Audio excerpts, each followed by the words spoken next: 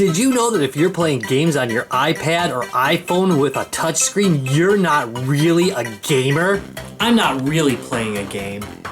But wait, it's not too late, because now you can play games with the SteelSeries Stratus controller.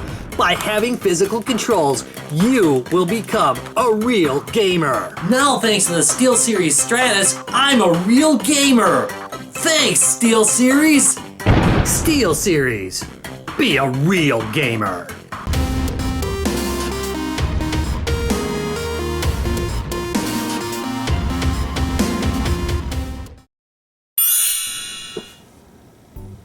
Well, hello there, gamers. Today we're going to be looking at the SteelSeries Stratus wireless gaming controller. I can use it on my iPad, which is exactly what I'm trying to do here. I'd like to play a little bit of Shadowgun and maybe the new Shadowgun that just came out for it.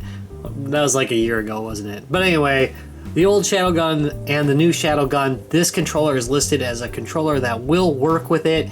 I do love playing that game, and I haven't been playing it since I got rid of my GPD XD. Yeah, I'm gonna cry about that later.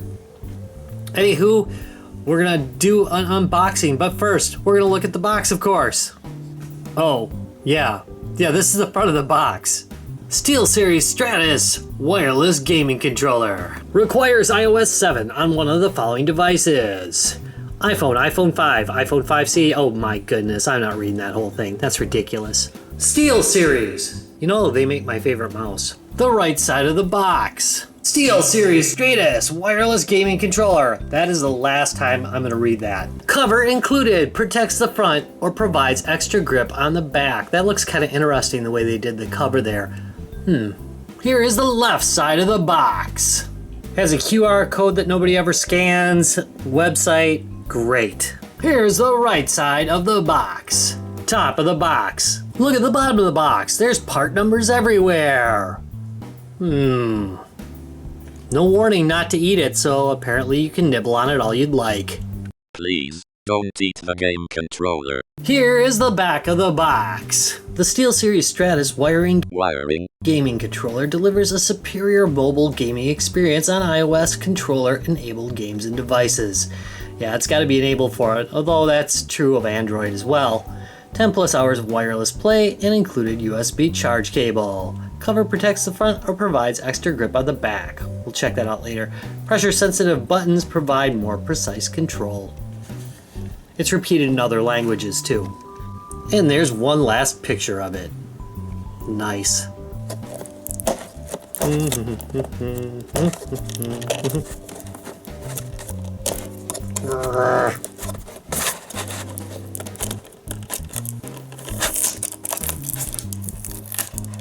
There we go.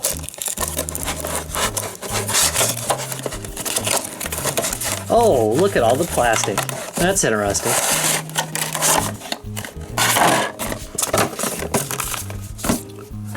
Alright, set the controller aside a second. And it comes with one folded up manual that says Stratus.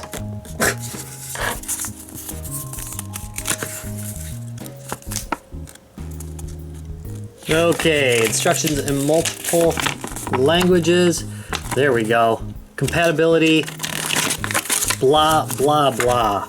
Alright, so cable quality is excellent. This is a USB to USB micro adapter. Wow, I'm used to doing the Famiclones, because this feels amazing. Probably shouldn't lick it anyway, though. Hey, did you know that if you're afraid of this controller, you've got stratosphere? Please delete me. Alright, let's bust this thing out of here.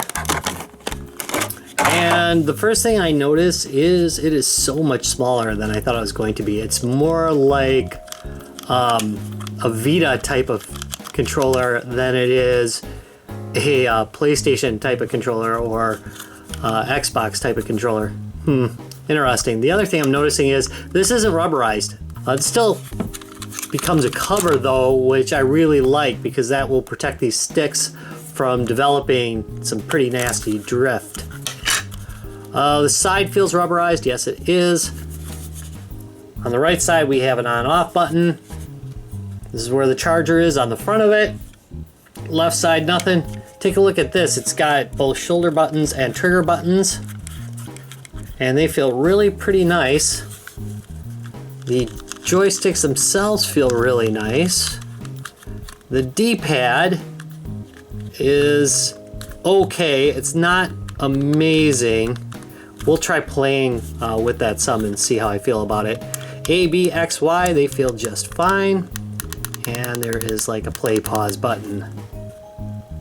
Alright, I'm gonna go try this out for a while and get back with you. Here's a SteelSeries next to an Xbox controller. Here's a SteelSeries next to another mobile controller, the Nest 30. Here's a SteelSeries controller next to my really plump cat. Here's how to connect the gamepad. First, I'm gonna turn it on.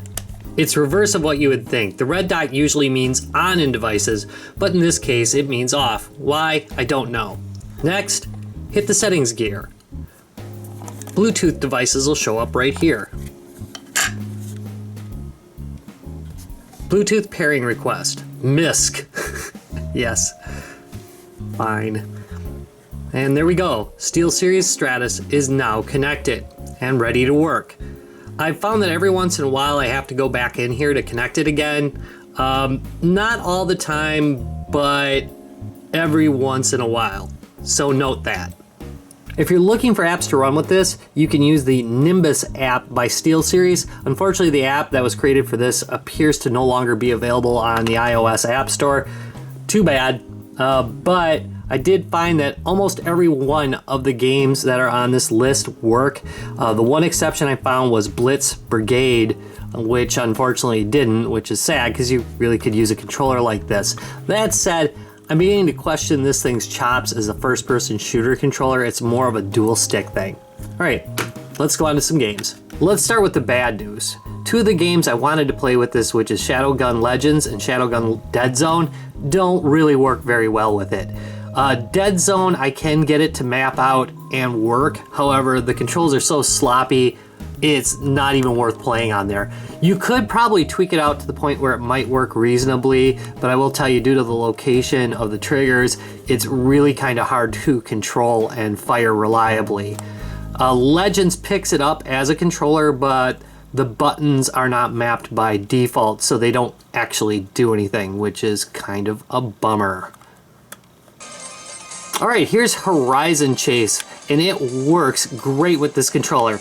There's almost no perceptible lag, at least none that I've seen, and just the nuance of the controlling in it is really great. In fact, it's probably my favorite device to play this game with, either on Android or iOS. It really is that good. Feels great, really great job with this particular game.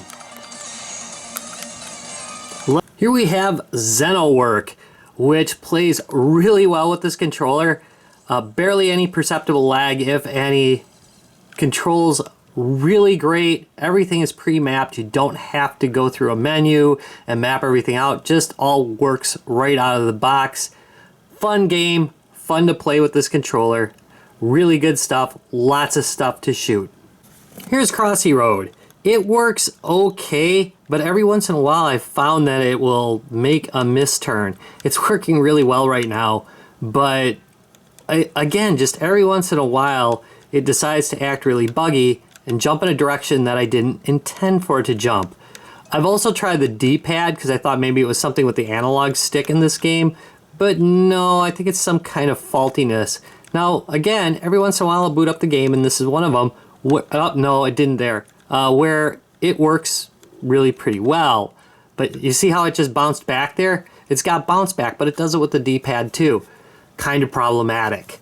Minecraft. I'm surely going to be asked about Minecraft. And yes, indeed, the controller does work for Minecraft. It's definitely not my favorite way to do it. It feels clunky to me, but I did do most of my Minecraft time with a mouse and keyboard, so that probably has a lot to do with it.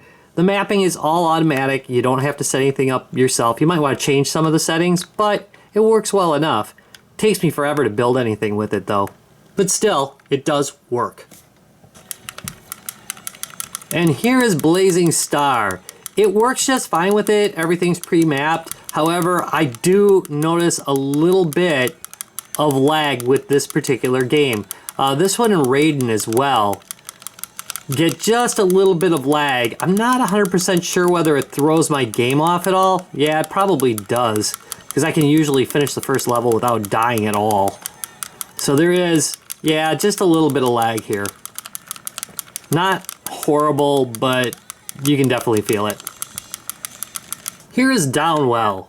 Works great with these controls. Highly recommend you use the D-pad though, because I found that the analog stick is a little too sloppy for this game. If you haven't played this game, it is freaking great. At least if you like 8-bit graphics. If you don't like 8-bit graphics, well, this might convert you, to be honest. Ugh, I'm doing terrible though. Another one of those games that you really should not talk and play at the same time. But still great, and the controls work just fine. So what's the verdict on the SteelSeries Stratus iOS controller? Well, it's a thumb sideways.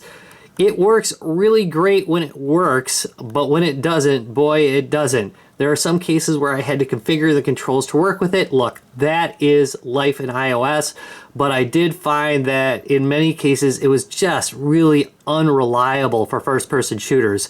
Number one, because of the location of this trigger, it is sometimes hard to fire. Number two, I found that the controls were super floaty for first-person shooters.